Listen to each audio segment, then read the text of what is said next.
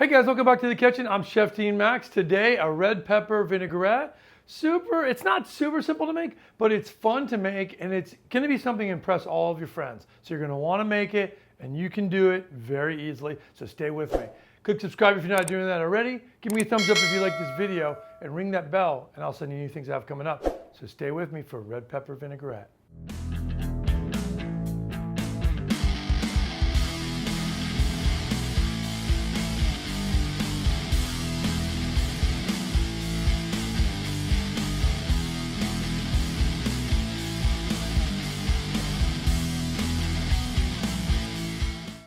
Okay guys, a red pepper vinaigrette. Really easy. I want to show you how fast we can do this. I've got red pepper. I've got one diced up here and I've got one here.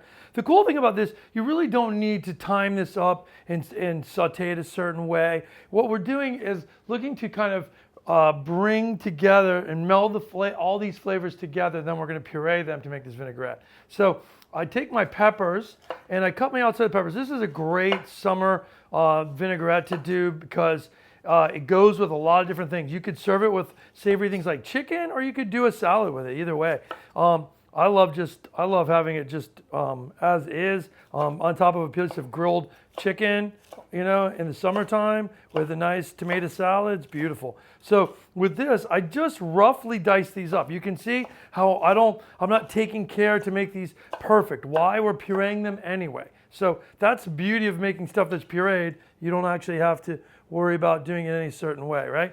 So with this, I'm going to stick all of this and my onions in this pan. The reason I'm overcrowding the pan a little bit is because I'm not worried about putting color on this. I do not want to add color to it. I want the vibrant red of the peppers to come out. So I don't want these onions coloring, okay? I just want them flavoring and taking the sharpness off. So you can see I'm just taking a whole onion and it's cut it in half. Then I'm slicing strips of it like this, okay? And then I'm going to put it in here, okay, like this. The same with this garlic. I'm just going to slice the garlic. Everything's going to go in my pan here, and I'm going to put a good amount of olive oil. So I've got 4 garlic cloves. I like to go garlic heavy with this. I think garlic with peppers works really well. We're going to do a little bit of thyme. I had some thyme in the garden. You don't have to have thyme. Thyme's something that you probably don't have just sitting around. You might have dried thyme.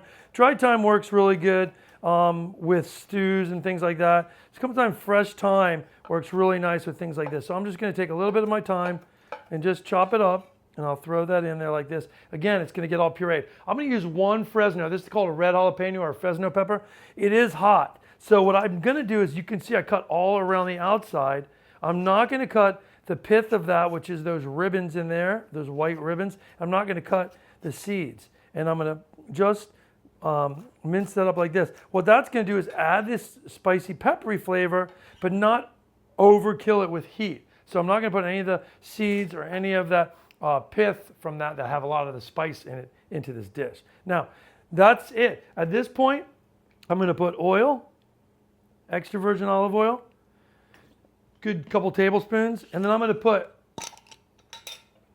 some smoked, this is regular Hungarian sweet paprika, excuse me, not smoked paprika, okay, like that. Now, I don't fold the paprika at first into this because I don't want that to immediately stick to the bottom. I just start it like this now with the oil in there, right?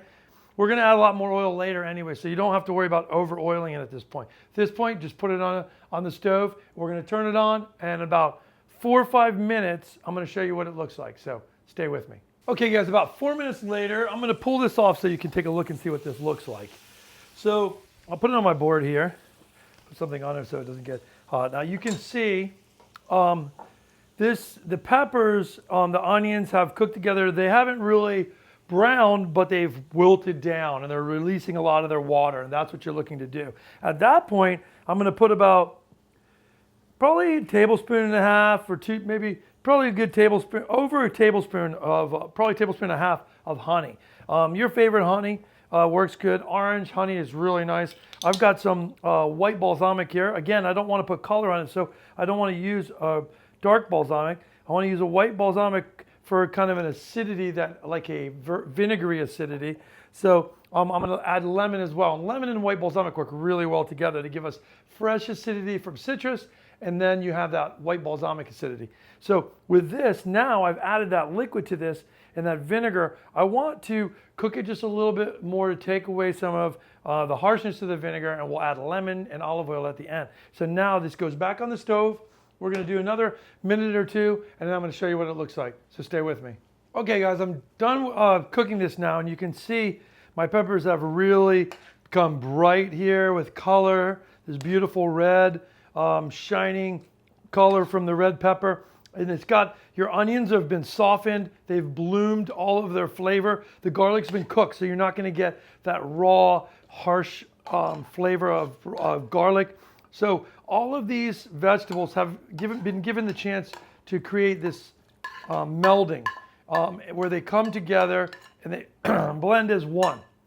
And that's what we're looking for. So what we're going to do now is I'm going to add some more acidity to that. I'm going to add a lemon. So I take my lemon, I cut it in half, and I'm just going to squeeze. Now this is a lot of lemon juice in these lemons right now. That's beautiful. I would say if you're doing it by juice, you definitely, this would be like a good 2 tablespoons of lemon juice. So it's quite a bit. I'm making sure I don't get the seeds. If you have like a little hand strainer, you can use that instead of your fingers. I'm used to doing this a lot, so I'm used to being able to take out a seed between my fingers like that. Make sure you always have your hands nice and clean. But in the kitchen, we're washing our hands literally every couple minutes. So with that, I'm going to start with 1 lemon. We've got another lemon, and I might use it, but I'm not sure. You won't be sure until you can taste it. So at this point, let me blend this, okay? And I'm gonna taste it for flavor, and we're gonna see what it looks like. So I'll be right back. Okay, guys, I'm gonna open up this gently and make sure it doesn't get, see how steamy it is? We don't want to get burnt from that, right? So now I've got this nice puree. It's gonna be, let me get a spoon, a new spoon, to try this. What we're looking for, you can see, this smooth vinaigrette at this point. Now, this is gonna be a blended vinaigrette. It's not this broken vinaigrette. What I'm tasting now is we need some salt. So I'm gonna put salt in there, okay? It's got sweetness, but it needs more acidity. So I'm gonna pop in acidity, but what else is it gonna need? It's gonna need more olive oil, of course, right? Because the peppers are really our base point, and the oil is gonna be our vinaigrette point. You know, when you think about a real vinaigrette is anywhere between 1/3 vinegar and 2/3 oil, or it's going to be half and half, depending on the type of vinaigrette you're making.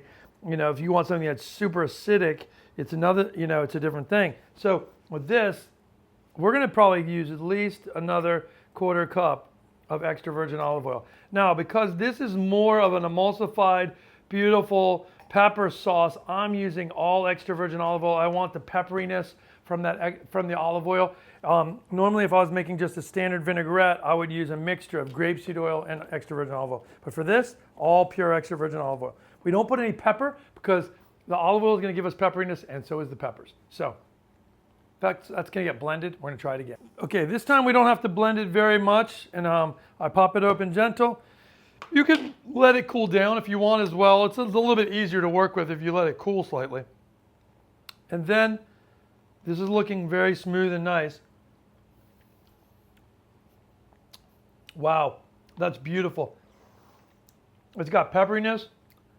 It's got honey. It's got beautiful vinegriness, lemoniness. You taste the olive oil in there. I think it's almost perfect. Oh, I'm going to taste a little bit more. No, I think that's good.